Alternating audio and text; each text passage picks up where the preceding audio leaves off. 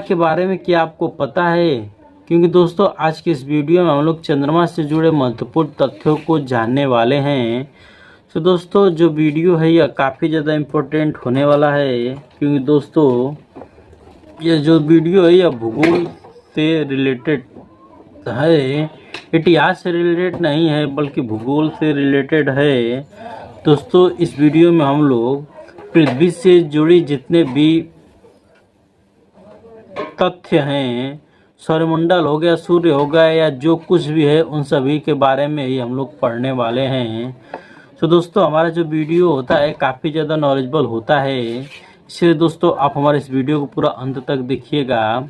और अगर आपको वीडियो पसंद आता है तो हमारे इस वीडियो को लाइक करके चैनल को भी ज़रूर से सब्सक्राइब कर लीजिएगा। वेल दोस्तों, चंद्रमा यानी मून यह पृथ्वी का एकमात्र ऐसा उपग्रह है। चंद्रमा की आंतरिक स्थिति एवं उसकी सतह का अध्ययन सेलेनोलॉजी द्वारा किया जाता है। इसकी पृथ्वी से औसत दूरी जो है 3,84,403 किलोमीटर होती है। चंद्रमा की दूरी पृथ्वी के व्यास का 30 गुना है। वहीं चंद्रमा पर गुरुत्वाकर्षण का मान जो है दोस्तों पृथ्वी के गुरुत्वाकर्षण के मान से लगभग 1/6 है। वहीं कम गुरुत्वाकर्षण के कारण चंद्रमा पर वायुमंडल का अभाव है। चंद्रमा पर दिन का तापमान 100 डिग्री सेल्सियस तथा रात का तापमान जो है 180 डिग्री सेल्सियस तक होता है। वहीं दोस्तों चंद्रमा का आकार जो है पृथ्वी के आकार का 1/4 होता है। वहीं चंद्रमा में दिखने वाला चमकीला भाग पर्वत है, जबकि गहरे धब्बे निम्न मैदानी भाग है। दोस्तों लिबर्टी पर्वत चंद्रमा का सर्वोच्च पर्वत है, जिसकी ऊंचाई जो है 10,660 मीटर और 35,000 फीट है। वहीं चंद्रमा के प्रकाश को पृथ्वी तक आने में लगभग 1.25 सेकेंड लगते हैं। जी हाँ दोस्तों, चलिए अब हम लोग जाते हैं वहीं चंद्रमा के बारे में आगे कुछ जानकारी। चंद्रमा दीर्घवृत्ताकार कक्ष में पृथ्वी की परिक्रमा करता है। वहीं इसकी पृथ्वी से अधिकतम एवं न्यूनतम दूरी को क्रमशः एपोजी एवं पेरोजी की अवस्था कहा जाता है। जी हाँ दोस्तों, जो अधिकतम दूरी होता है उसे एपोजी कहा जाता है और जो न्यूनतम दूरी होता है उसे पेरोजी कहा जाता है। पृथ्वी के चारों ओर परिक्रमा के अलावा चंद्रमा अपनी धुरी पर घूर्णन भी करता है। यानी चंद्रमा की जो मुख्य केंद्र होता है, जो केंद्र होता है, धुरी होता है, वहीं पर वह परिक्रमा करता है चंद्रमा दोस्तों। इस परिक्रमण एवं घूर्णन की अवधि लगभग 27.32 दिन की होती है। अतः हमें चंद्रमा का समान भाग यानी सेम फेस सदैव दिखाई पड़ता है। जी हाँ दोस्तों, चंद्रमा का मात्र 59% भाग ही पृथ्वी से दिखाई देता है।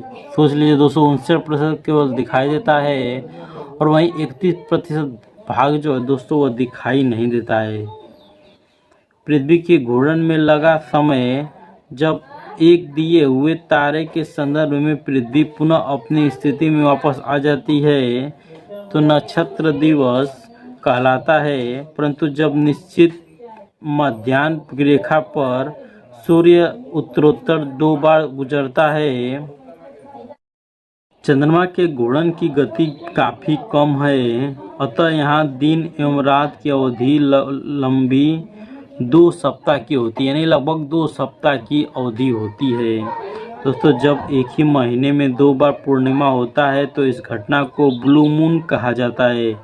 जी हाँ दोस्तों, जब एक महीना में 2 बार पूर्णिमा आता है तो उस घटना को ब्लू मून कहा जाता है। वहीं 1999 ईस्वी में एक ही वर्ष के 2 महीनों जनवरी एवं मार्च में ब्लू मून की घटना घटी थी। चंद्रमा पर स्थित वह स्थान जहां नील एंगस्ट्रॉम एवं एडविन एल्ड्रिन ने 1969 ईस्वी में सर्वप्रथम कदम रखा, वहीं शांति का समुद्र जो दोस्तों कहलाता है। चंद्रमा से संबंधित कुछ आंकड़ों के बारे में हम लोग जान लेते हैं।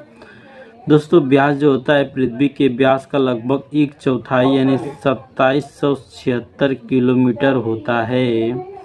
वहीं दोस्तों गुरुत्वाकर्षण बल जो है पृथ्वी से चंद्रमा की पृथ्वी का लगभग 1/6 भाग होता है। अधिकतम दूरी पृथ्वी से चंद्रमा की दोस्तों जो है 4,06,699 किलोमीटर होता है। वहीं न्यूनतम दूरी जो है 3,56,399 किलोमीटर होता है। वहीं घूर्णन समय जो है 27 दिन 7 घंटे 43 मिनट और 11.6 सेकेंड का होता है।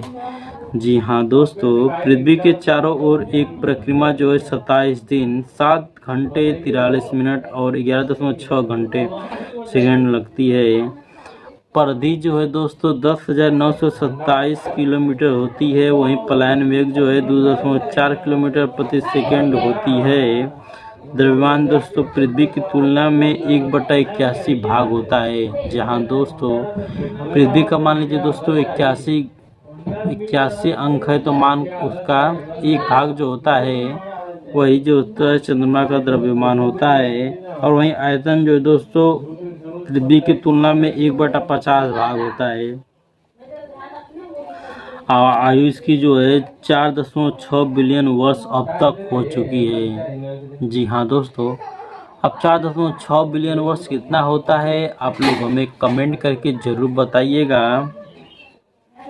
दोस्तों अब हम चलिए जान लेते हैं तारों के बारे में, यानी स्टार्स के बारे में।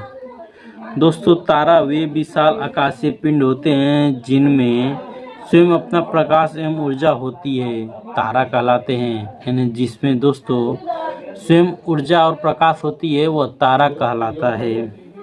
आकाशगंगा में पाए जाने वाले कुल पदार्थ का 98% भाग तारों में संचित है। वहीं आकाशगंगा में उपस्थित बादलों एवं धूल कणों द्वारा तारों का निर्माण होता है। इनमें हाइड्रोजन एवं हीलियम की प्रधानता होती है। जी हाँ दोस्तों, गुरुत्वाकर्षण के फलस्वरूप गैसों एवं धूल कणों के जमा होने एवं दबाव के कारण प्रोटोतारा का निर्माण होता है। दोस्तों दबाव के कारण ताप उत्पन्न होता है जिसके फलस्वरूप नाभिकीय संलयन की क्रिया होती है। इस हाइड्रोजन हीलियम में परिवर्तित हो जाता है। दोस्तों इस प्रक्रिया में बृहद मात्रा में ताप एवं प्रकाश उत्पन्न होता है। इस प्रकार तारे का निर्माण होता है। जी हाँ दोस्तों, लंबे समय तक नाभिकीय संलयन की क्रिया के फलस्वरूप हाइड्रोजन समाप्त होने लगता है और हीलियम क्रोड निरंतर बढ़ता रहता है।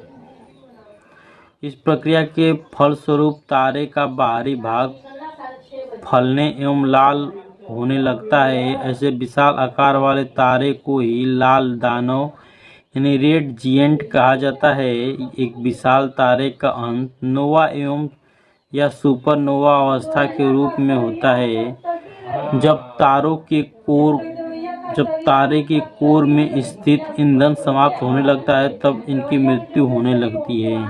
जी हाँ दोस्तों, क्या आपको अब तक पहले से पता था कि जो तारा होता है उसकी भी आयु होती है? जी हाँ दोस्तों, निर्धारित तो नहीं होती है लेकिन कुछ आयु उसकी भी होती है जिसके बाद वो मृत हो जाते हैं।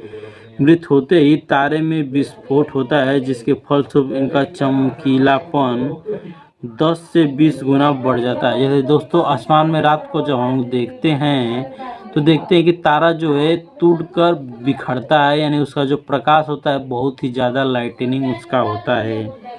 जब तारे का चमकीलापन 20 गुना होता है उससे अधिक बढ़ जाता है तो इसे सुपरनोवा कहा जाता है। जी हाँ दोस्तों, जब एक छोटा तारा यानी ऐसा तारा जिसका द्रव्यमान सूर्य के द्रव्यमान का लगभग 1.2 गुना से अधिक न हो वे नोवा या सुपरनोवा विस्फोट होता है। तो विस्फोट के पश्चात तारे का अत्यधिक सघन कोर का अवशिष्ट भाग यानी व्हाइट ड्वार्फ कहलाता है। इसका आकार पृथ्वी के आकार से छोटा होता है, परंतु केंद्रीय भाग का घनत्व 10⁸ GM/cc तक हो जाता है। दोस्तों वीडियो पसंद आई है तो वीडियो को लाइक कर दीजिए और नए हैं तो हमारे चैनल को सब्सक्राइब करके बेल आइकन को प्रेस कर दीजिए। मिलते हैं दोस्तों अगली नई वीडियो में, तब तक के लिए आप लोग अपना ध्यान रखिए। Take care and bye.